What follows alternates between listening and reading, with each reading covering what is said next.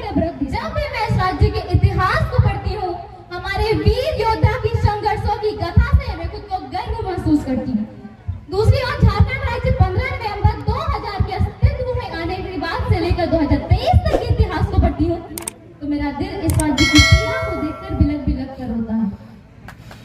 भारत का सबसे अधिक खनिज उत्पादन करने वाला राज्य हमारा झारखंड गरीबी में दूसरा नंबर पर क्यों है? हमारा राज्य पूरे देश को लोहा, तांबा, यूरेनियम, बॉक्साइड, ग्रेफाइट, कोयला तथा सबसे उच्च कोटि के मास्कोफाइड अभ्रक देता है, जिनकी मांग आज पूरे देश में ही नहीं बल्कि पूरे विश्व में। फिर भी हमारा राज्य गरीबी में दूसरा नंबर पर क्यों? मैं बताती हूँ। इसका सबसे बड़ा और सबसे मुख्य कारण है तो वो है इस राज्य की शासन व्यवस्था गलत लोगों के हाथ में होना। भारत का शायद ही कोई ऐसा राज्य होगा जहां 11 बार सरकार बदली, 3 बार राष्ट्रपति शासन लागू हुआ और 6 बार अलग अलग मुख्यमंत्री बना। और एक आश्चर्य की बात बता दूं मैं आप सबको कि हमारे राज्य में एक निर्दलीय मुख्यमंत्री भी बना और वो है सबसे बड़ा घोटालेबाज। जी हाँ, झारखंड का पहला और भारत का तीसरा निर्दलीय मुख्यमंत्री श्री मधु कोड़ा जी। उन्होंने अपने शासन काल में 34,000 करोड़ का घोटाला किया। मेरा ध्यान से सुनिए, मधु कोड़ा जी ने अपने शासन काल में 34,000 करोड़ का घोटाला किया, जिससे मतलब जितना हम सोच भी नहीं सकते। या यूं कहे, इस सामने जो हमारे गिरवा पहाड़ देख रहे हैं ना, उस 34,000 करोड़ से हम इस पूरे पहाड़ को ढक सकते थे। और इतना ही नहीं, 4 करोड़ की रिश्वत देने का इस पर जुर्म भी सिद्ध हुआ। पता चले पर 144 करोड़ की संपत्ति जब्त हो गई। और हंसी तो तब आती है जब दिसंबर 2017 में इन्हें दोषी ठहराया गया और मात्र 3 साल की जेल की सजा और 25 लाख का जुर्माना दिया गया। जरा ध्यान से सुनिएगा, जहां इन्होंने 34,000 करोड़ का घोटाला किया जिससे हम इस पूरे पहाड़ को ढक सकते थे, वहां केवल उन्होंने 25 लाख दिया। जो हमारे विक्रम भैया दिख रहे हैं ना, इनके दोनों जेब में पॉकेट में जाएंगे 25 लाख रुपए। तो आप हमें बताइए कि ऐसा में कौन सा नेता घोटाला नहीं करना चाहेगा?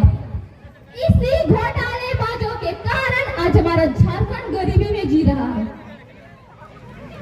इतना सब कुछ होने के बावजूद मैं आपको बता दूं कि भारत को ईस्ट इंडिया कंपनी ने जितना नहीं लूटा, उतना तो झारखंड को झारखंड के गद्दार नेताओं ने लूट लिया।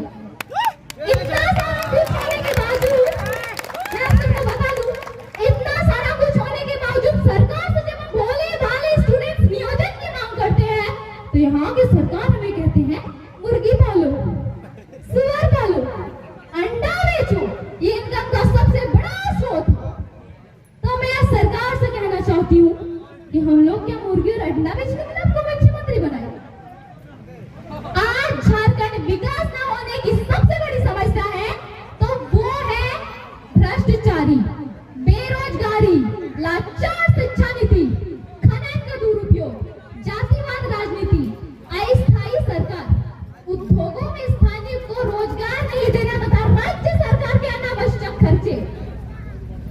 अगर 2024 में झारखंड को बदलाव का उदय कराना है तो मैं सुषमा कुमारी झारखंड के 5 प्रमंडल, 24 जिला, 45 अनुमंडल, 264 प्रखंड, 32,615 गांव तथा 4,402 पंचायत से आह्वान करती हूँ कि son of Jharkhand Tiger Jairam Mahato के नेतृत्व इस राज्य की दिशा एवं व्यवस्था बदलना ही होगा, तभी हम अपने महापुरुषों का सुंदर झारखंड का निर्माण कर सकते हैं। अंत में मैं अपने शब्दों को निर्मल महतो द्वारा कहे गए शब्द से विराम देना चाहती हूँ। इस सवाल बनकर फिर उठूंगा, जो बन सके वो जवाब रखना। इस सवाल बनकर फिर उठूंगा, जो बन सके वो जवाब रखना। मेरा खून बेकार ना जाए, मेरे खून का हिसाब